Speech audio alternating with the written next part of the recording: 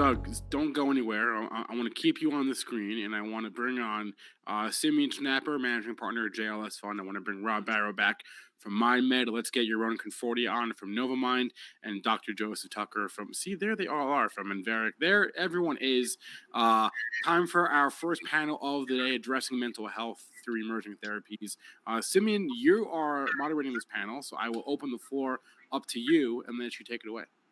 Fantastic. Spencer, thank you so much, and great to host such accomplished leaders in the mental health through emerging psychedelic therapy space to the greater Benzinga audience. So we have about 40 minutes, give or take.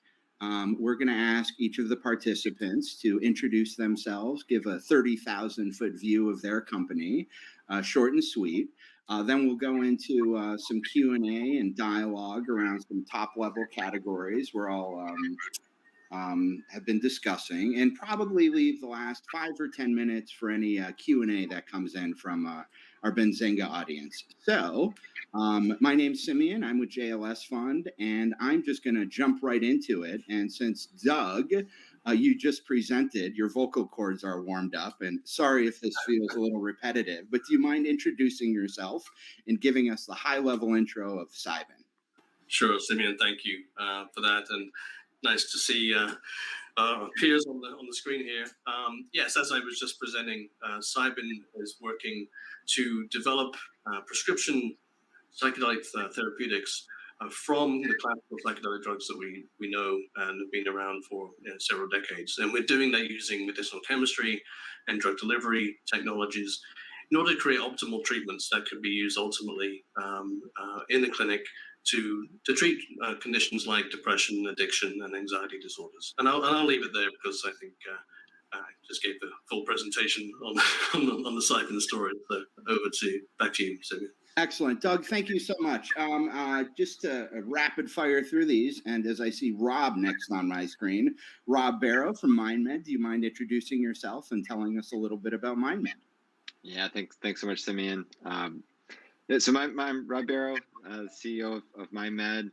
I think similarly to what Doug said, we're a pharmaceutical company developing psychedelics, and we have a number of drugs in our pipeline. We have a number of external collaborations that really give us the most breadth of psychedelic molecules to bring forward into our pipeline. Ultimately, we have programs that are going right into phase 2 for opioid use disorder and withdrawal, and for generalized anxiety disorder, and a deep pipeline of preclinical and near clinical assets that we're assessing as well. So really, we've been building talent in our organization out of the pharmaceutical industry, and really trying to bring these novel treatments forward through regulated pathways. Fantastic. Rob, thank you so much. Yaron Conforti, the CEO of Novamind, the floor is yours. Thanks, Simeon. Good to be here. My name is Yaron Conforti. As mentioned, I'm the CEO of Novamind. I'm a co-founder as well. We founded the company in 2019 with a focus on the infrastructure that's required to facilitate psychedelic medicine. And the way we do that is currently through a network of psychiatry clinics and clinical research sites. So we help patients with a full spectrum of psychiatry services specialized in psychedelic-assisted therapies, which I'll talk about later. And on the clinical research site, we provide research sites that host preclinical through phase 3 research trials, some of the leading drug developers in psychedelic medicine. Fantastic. Thank you, Yaron. And last but not least, Dr. Joseph, if you don't mind. Sure. Thanks, Simeon. Appreciate that. Nice to be here with everybody again. So I'm Joe Tucker, CEO of Enveric Bio. We actually just recently merged with Enveric. I was previously the CEO, co-founder of a company called MindMed, which is now part of Enveric Bio. And what we're doing here is similar to the other folks, working on developing new molecules, new drugs for mental health in particular. I would say Enveric has a slightly different focus, if you will. We started with the premise that new molecules are going to be very important in the future. So we started by developing a lot of new molecules prospectively. But currently what we're doing now is focusing that and really trying to pick a very specific spot where we think we can do the most good and have the greatest impact. And that's really around cancer patients. and which I'll get into. I have a presentation later in the day, so I'll just stop right there and turn it back to you, Simeon. Excellent. Thank you so much, Joseph. So I thought we'd dive into some top level categories and just do a, conversational dialogue. Also, for those that are watching, feel free to post any comments. I already see a few coming in. That'll be questions we'll take at the end of it. But let's talk about delivery of care. And since everybody has some component of psychotherapy and how psychotherapy or psychedelic assisted therapy has to do with everything you're working on, maybe just a general question, and I'll start with Doug again in order. What is the importance of psychotherapy with all these emerging therapeutics coming online? Yeah, I think it's very important. And I know that there are some groups that are pursuing psychedelic drug development without psychotherapy, but that's not the approach that we are taking. As we've looked across the history of psychedelic studies, admittedly small studies, academic studies, those studies that have had no psychotherapy or reduced psychotherapy have not delivered the same impactful results as we've seen in some of the better studies. So at Cybin, we're committed to applying psychotherapy along with our treatments. We've created our own in-house psychotherapy platform program called Enveric. It's a 6-domain best practices program. And the goal there is not to recreate the wheel, but to provide consistency of training for therapists and consistency of delivery of care, especially in these stages where we're running clinical trials. The last thing we want is for the psychotherapy to be a variable in those studies. So yeah, we're very much committed to adding psychotherapy along with our studies and ultimately with delivery of care. Fantastic, Doug. Rob, what is your take on psychotherapy and the emerging space of psychedelics? Yeah, no, I think we have a bit of a different approach. And again, we come at this as a pharmaceutical company, which is to say that we're developing treatments that need to be getting out to the broader world. We think that psychotherapy is incredibly important. I think when you look at the evidence, and again, you zoom out and don't look at it exclusively through the lens of psychedelics, but you look more broadly at mental health. We know that psychotherapy works very well. It makes SSRIs work better. It makes mental health outcomes better. The problem is you don't take Zoloft or Prozac and get prescribed or reimbursed for dozens of hours of therapy. And so ultimately, when we bring new therapies through towards an approval, we certainly have a safety and psychosocial support surround that's going to be important for our clinical trials. But also we need to prove with robustness that these drugs can actually get out to market. And there's actually some prior evidence, a pretty considerable body of prior evidence showing that a whole range of psychotherapy or lack thereof can translate into clinical benefit in a number of disease indications with LSD and psilocybin. So really what we're doing is taking a somewhat more pared down approach and saying, how can we bring new therapies to market and let the practitioners go out and deliver them in the most effective way? We have an approach to say that we have digital health and digital medicine tools that we are developing in-house that I didn't touch on before.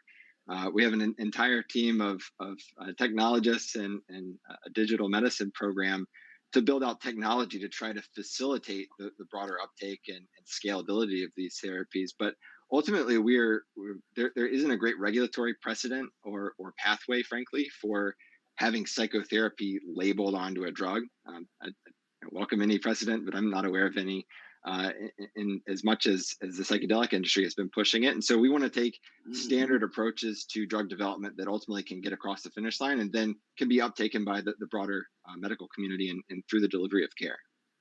Fantastic. Rob, thank you. Well, I'll hold my follow-up questions to give everyone an opportunity, but Yaron, would love to hear your thoughts on this top-level category. I'd love to share them. It's an interesting context, of course, because we do operate different businesses, each of the gentlemen on the panel, and accordingly, you're going to have some different views. So it might be unsurprising to hear from me, insofar as Novamind's focus currently on the psychiatry clinics that facilitate the legal psychedelic medicine today, and are in fact being tooled and designed at scale to facilitate the psychedelic medicines of the future. So what I'll say about our view is that it's very much focused on an evidence-based world, and also just a pragmatic view of what the next, I'd say, 5 to 10 years looks like in terms of psychedelic medicine. So that looks like MDMA and psilocybin. What Rob said, I think, is absolutely correct. I don't think there's a precedent for prescribing therapy with medication. I think that's precisely the new paradigm when we talk about it in pragmatic terms, where medication and pharmacology is well understood as a response to mental health conditions. So is therapy, various forms, cognitive behavioral and psychotherapeutic interventions.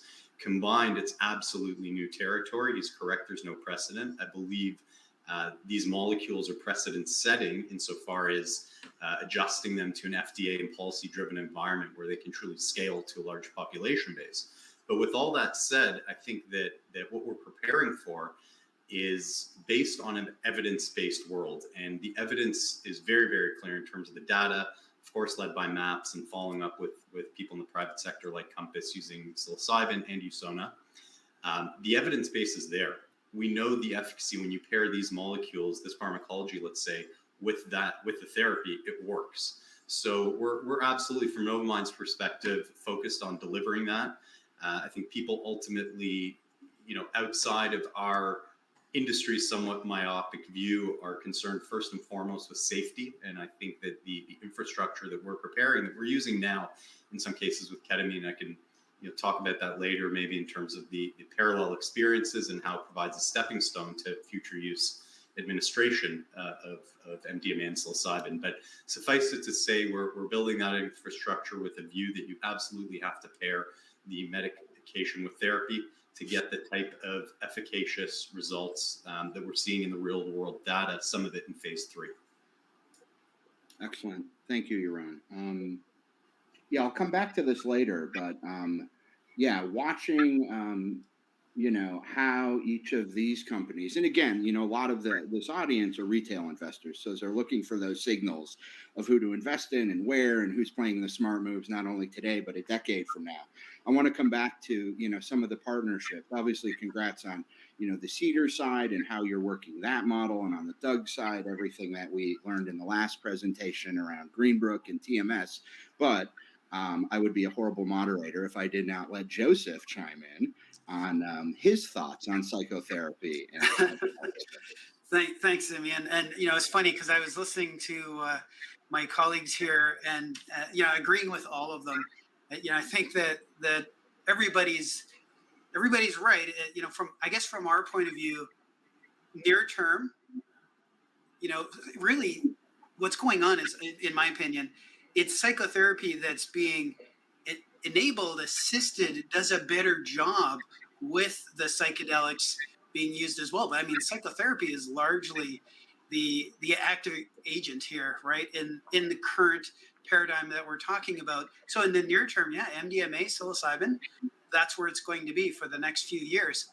Having said that, you can see a lot of benefit, a lot of ways you can improve it, a lot of ways you can get to larger patient populations, penetrate the market more deeply with improved molecules, and ultimately, to Rob's point, down the road, true scalability and the ability to have the largest impact on the largest number of patients comes, in my opinion, from completely new molecules that are, completely new drugs that surpass or circumvent the issues of what I call the Gen 1 and Gen 2. So I actually do see a progression here over time, Gen 1, 2, 3.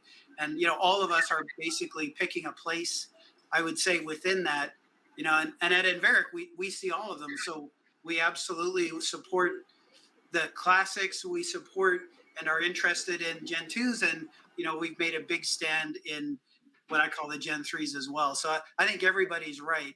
And everyone, within a certain sector and a certain time frame. Fantastic. If time allows, we'll get into, philosophy on the drug development and the distinction between Gen 1, 2, and 3. I've started hearing Gen 4 recently, which touches upon longevity and brain-to-computer interface and CRISPR, but it hasn't quite entered this narrative.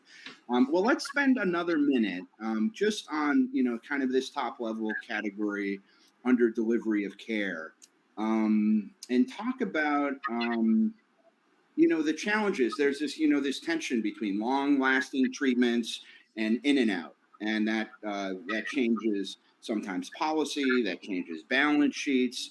Let's just have a general discussion on, the length of some of these treatments and the challenges therein, whether it's from traditional psychiatry and, really hardcore indications, or, something more akin to fast acting and very fast treatment, regardless of what the indication is. So let me start again. Let me start with Rob this time. But, generally it's like, what are the challenges of long acting treatments for depression, MDD, PDD, any indication under the mental health umbrella?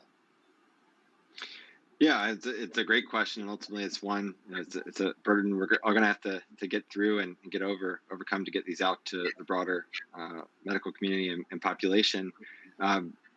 Really, I think there's a couple things to emphasize. There is variability in the length of treatment. That is very clear, and that's true across every single molecule. DMT being one of the shorter acting, on up to LSD, which we're developing, which is an extremely long acting. There's also a entirely different evidence base for these different molecules. And we see an enormous body of evidence for LSD and psilocybin historically, and not so much for some of the shorter acting ones. So whether or not DMT works, I don't know. It's ultimately needs to be investigated for all of the molecules to definitively establish it. There's a lot less evidence for rapid act or short-lived, short half-life molecules, and whether that translates over into clinical benefit. It's a great question and something we all need to be asking. I do think it is important to emphasize, though, that even when you look at something like esketamine and the challenges they've had with uptake and scalability, and that's a 2-hour observation window, and it's repeated administration. But you've seen a lot of challenges in the uptake of esketamine. There's a broad market dynamics at play there with the availability of off-label ketamine and such. But when you look at that, I mean, even a 2-hour observation window is something to overcome and something that can be a barrier. So if we are going to have a path forward, I think it really has to be thought of a different way, more creatively. It can't be, well, we're going to reduce psilocybin from 8 hours to 6 hours. That's not going to do the trick. It really needs to be overall thinking holistically about how can these be done at scale.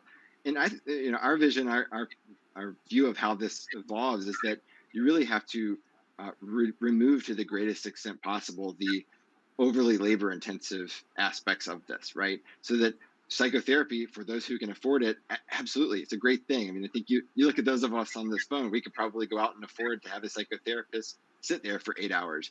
That's not true for everyone with GAD or MDD. And so we need to be thinking much more broadly. How can we get these out, reduce the number of highly degreed healthcare providers that are sitting in a room for 8, 10, 12 hours at a time? How can we develop practices, technology tools, education, everything we can possibly do to make these more scalable by reducing the personnel burden, and ultimately by creating a path for payers to reimburse it. I mean, it's great to think we're going to get new drugs approved and get them reimbursed, to then ask payers to reimburse dozens of hours of psychotherapy. That's a heavy lift for the insurance industry, and one that really hasn't been done before. We want to take on one large challenge at a time, which is bringing an entirely new class of molecules to market. Wow. Excellent, Rob. Well, let me pass it to Yaron to answer the same question, especially because you touched upon ketamine, which is a big part of, the nascent side of, at least what I've observed from the sidelines, of all the great progress Novamind is making. But Yaron, do you want to comment on the challenges of long-acting treatments and anything you see live in the field? Absolutely. I think, again, as a baseline, I'll speak to the group and to our audience from perspective of practitioners today. And Rob mentioned as example esketamine, or known as Spravato, which is a prescription form of ketamine. And he also mentioned that it becomes somewhat complex when you compare that to with ketamine, which is an off-label environment, which in and of itself is very unique. And I don't believe should be used to map out the future of MDMA and psilocybin and other molecules in administration. With that said, I think context matters. So what I mean by that is that Rob's point that optimizing these models for care delivery is bang on. And the reasons he points out for needing to do that, for leaders like ourselves and the other companies to address that, is because otherwise simply it won't work. It has to work on an economic level, it has to work on a policy level. It also has to work on a quality of care delivery and a standards level. I think that what we're doing today, we're realizing the context being that we're providing these treatments, things like Spravato, which we just mentioned, and ketamine-assisted psychotherapy, KAP falling into the off-label environment, and Spravato, in our case, we've done thousands of administrations at our clinics, and it's 100% insured. Okay, so it really represents a paradigm of psychedelic medicine where payers are covering, and it's providing treatment to people in many cases who are desperate. So if the context is that Spravato was in fact the first FDA-approved prescription drug that the world has ever seen that is a fast-acting treatment for depression, right? This is what Spravato is. And the people we're administrating it to, some of them, some people may know this, Spravato has been approved for certain indications, one of those indications being suicidal ideation. So if we're administering using just that example, people will use it for different indications and under different programs as directed by our psychiatrists. But in that paradigm, you know, the waiting times, the 2-hour waiting times that Rob's describing, in the context of a paradigm where that patient really did not have access to anything that provided any level of efficacy for them, right? They fell into the treatment-resistant category. So for all those reasons, in this paradigm, Spravato has emerged, Spravato was approved, and Spravato is being provided at scale when appropriate to clients and patients at our clinics. So while it may not be optimized, it fills a void, obviously, for certain people, and there's a lot of people across various indications that can benefit from that and other applications and molecules. So I'm using Spravato as one example, pointing out that it's not optimized and agreeing with Rob in terms of how it's delivered at scale, but that it fills an important void and that it relies on the industry's ability to optimize the care delivery models, balancing the things that we've talked about rather than going to one extreme or the other. Excellent. Thank you, Yaron. Wow, time is getting short and there's a lot of audience questions coming in. So I do want the opportunity for both Joseph and Doug to comment on, the importance and challenges of long-acting treatments for whatever the indication is. So Joseph, do you mind commenting? Yeah, no, happy to, and I'll be brief so that we can get to the audience questions, always the most interesting part of a panel. Actually, so again, I agree with my colleagues here, and they've addressed it so well. Not a lot to add, other than I think what we're starting to see, and Yaron really indicated this, is I think there's going to be a lot of unique niches, a lot of specific, specialization where the right molecule, the right approach is going to be for each different sort of indication. And so I think we're going to have many different correct answers at the end of the day. Some cases where the time frame that's being looked at is a complete bar, and we're going to lose the majority of the people that we could actually be helping. And in other cases, it's not so important. Other factors are more important. So I would just put that down for consideration. Excellent. Thank you, Dr. Tucker. Doug, you have the final word on this point before we jump into some audience participation. Sure. Look, I think all the comments here have been spot on.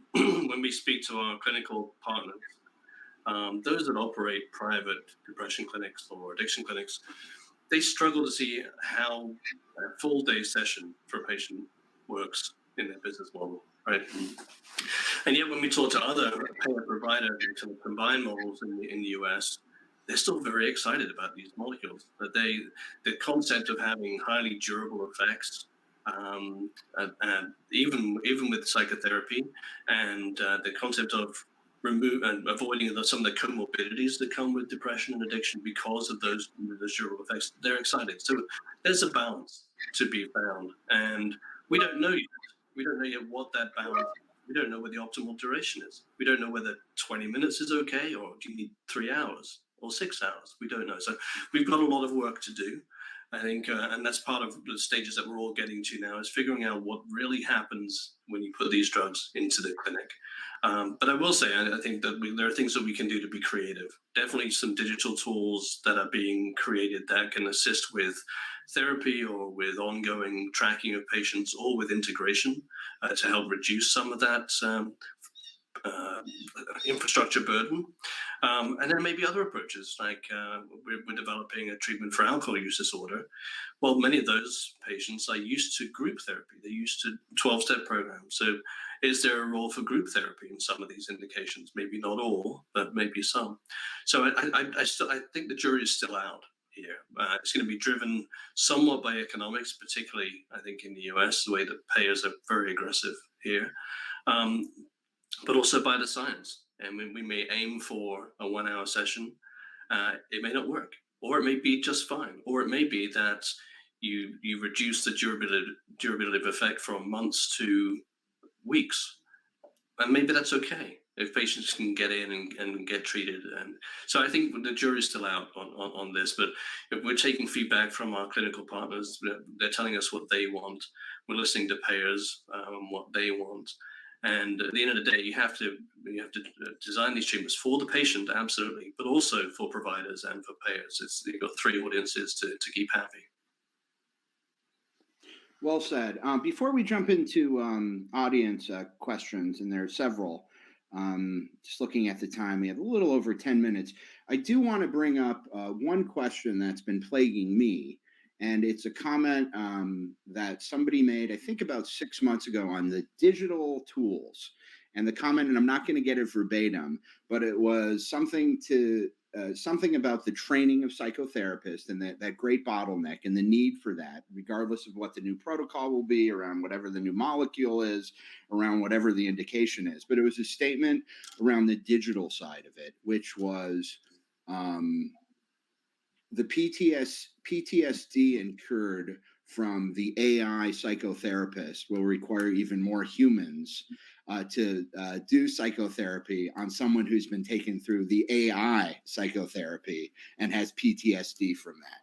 So just to comment on, just specifically to the psychotherapy and where we can depend on as we, transition into the singularity in the next couple of decades, digital from the psychotherapy side, not the kernels, not the brain imaging, not those digital tools, but just that stuff, as we're all living in the world of apps with, several hundred applications, many of which will strive to accommodate psychotherapy, reminders, nudging, coaching, etc.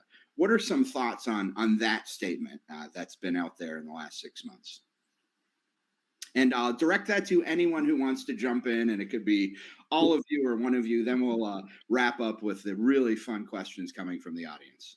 I'll jump in and be very brief and just say that what we're doing certainly is not developing psychotherapy apps. And I think, again, it's a really important distinction to draw. And I think we've got an interesting mix of the 4 of us here. MindMed is a pharmaceutical company. We have to think really creatively about how we get it out in the broader world and lean on the infrastructure that is there, but we're not developing AI psychotherapists. That is not at all what these digital tools are. I think when we think about digital tools, they are there to facilitate the delivery, not to replace human interaction. I mean, that is definitely a topic for an entirely different industry from what we and I do. Excellent. Any other comments from anybody on that? Yeah, I will say that drug development and clinical studies are already hard enough, very challenging, and we've got quite untraditional treatments we're trying to study here. So I think the last thing you want to be adding into your clinical studies is AI or VR or some kind of interaction with the patient that becomes another variable. So we would absolutely advocate for keeping that out of the clinic. Now, there may be tools that can help to support around the patient for retaining contact or tracking mental health, or maybe helping with integration. And we're working on some of those things as well. But yeah, I don't think we'll be adding VR or AI into our clinical studies anytime soon. Great. Great. Well, let me transition just to some of the audience. I always love moderating for Benzinga because it's always, retail savvy, investor, more capital markets. But I love the ovation of Perplexity, who's suggesting, and I'll let you both comment on it. Obviously, there's so much activity in this space, but there was a comment from Perplexity about at what point, Doug and Rob, will Cybin and MindMed merge?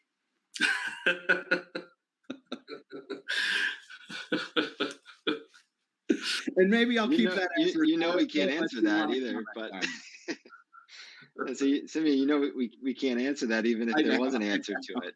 Well, that being said, let me jump to a few of the other ones that are pretty good. Let me see, suicide ideation. I think it to some extent covered that. Roy, I'll follow up directly with you on a shared database. There's a lot of public resources out there. Let me start because this could probably eat up the majority of the remainder of our session here. And this is coming from Marco Cloud. It's a really poignant question, and it's one that revolves around decriminalization.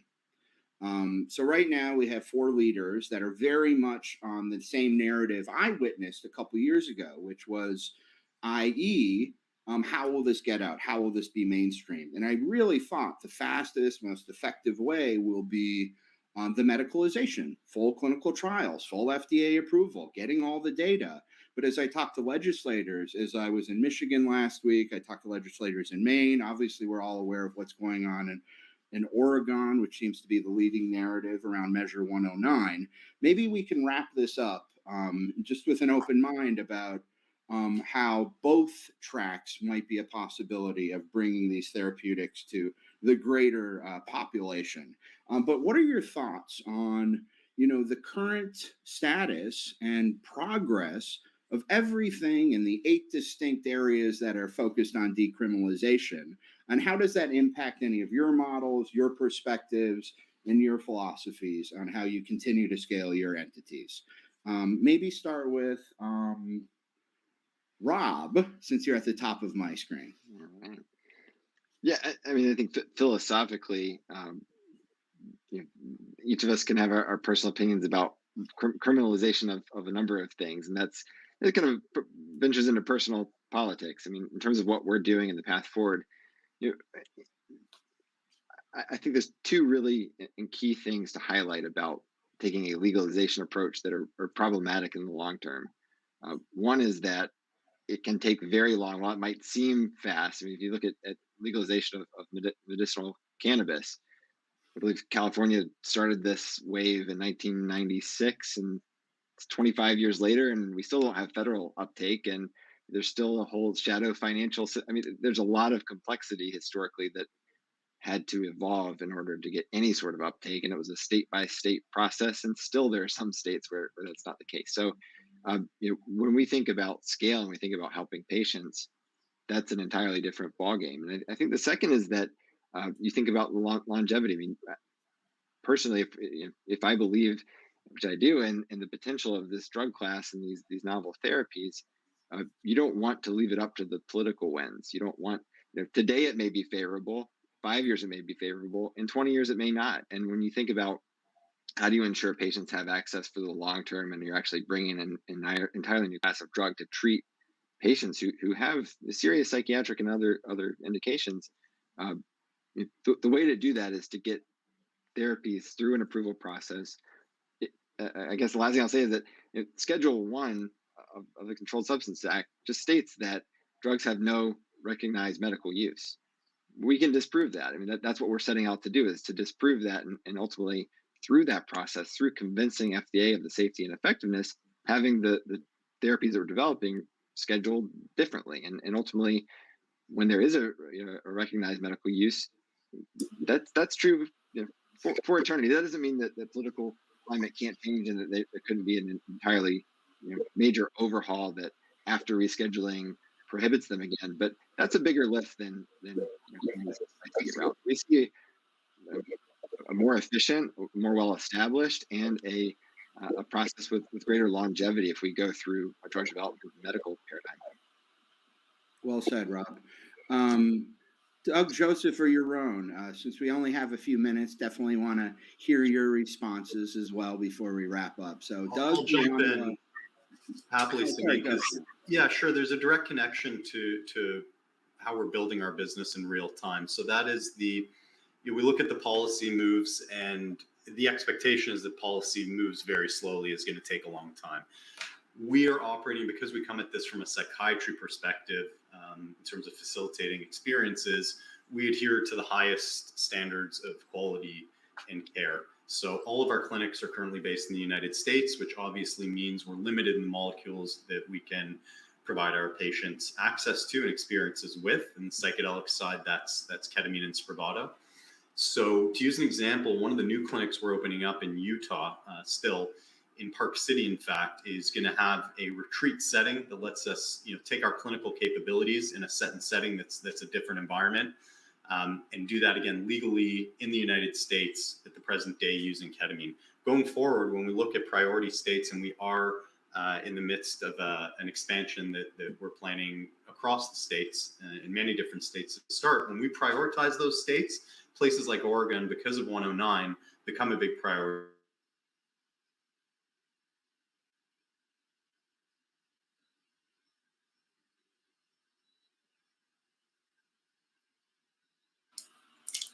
You're on mute, Simeon, but it seems like your own dropped off. Looks like your own dropped off. Well, then, in our remaining couple of minutes, Doug or Joseph, do you want to opine on this very interesting? Sorry that I froze there, and I'll just, sorry guys, I froze for some reason. But the end of the thought is that, giving the example I gave of what we're doing in Park City, we'll be able to do that. Imagine we can do that in Oregon with psilocybin. So facilitating that kind of ability to iterate different molecules, different treatment modalities, that's going to push everybody further faster. Fantastic. Yeah, Simeon, I can quickly comment. Look, personally, I'm a supporter of decriminalization of drugs.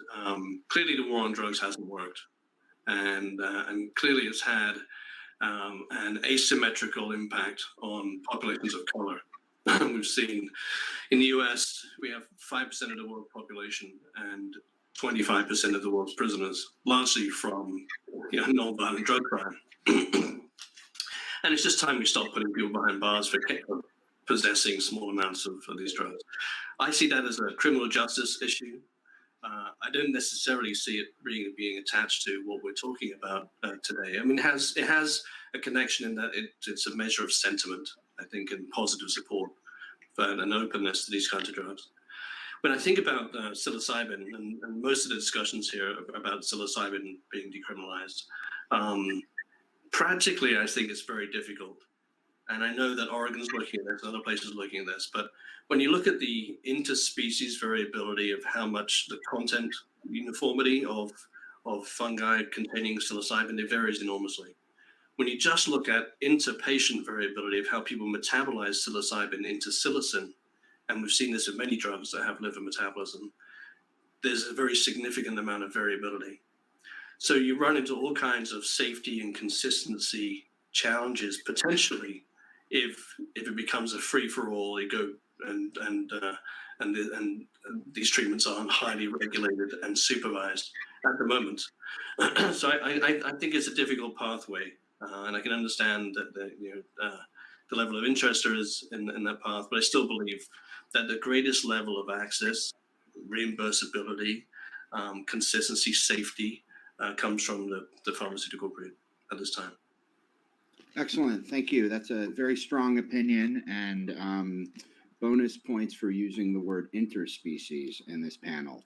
Well, we have time for one last answer. Dr. Joseph, we're going to wrap this up. You get the final word on this topic. The floor is yours. Awesome. Thanks, Simeon. Yeah, I agree with what we've heard just now, of course. I would say, in my opinion, there's a lot of risk to go down the decriminalization path, as highlighted in particular by Doug just now. Think back to what shut the whole psychedelic sector down in the first place, and it was the unregulated experimentation. You decriminalize it, there's all this excitement around it. Who's to stop that happening again, and really getting in the way of turning these very potent neuroactive pharmaceuticals into part of the pantheon of drugs that we have today? That would be a terrible thing. The best part of decriminalization, I think, in my opinion, is really the destigmatization that comes along with it. That the drugs that we're talking about here, ultimately, patients need to want to take them. And so to the extent that we can remove stigma associated with this class of molecules, I think that is probably the biggest benefit, in my opinion, to come out of decriminalization. Awesome.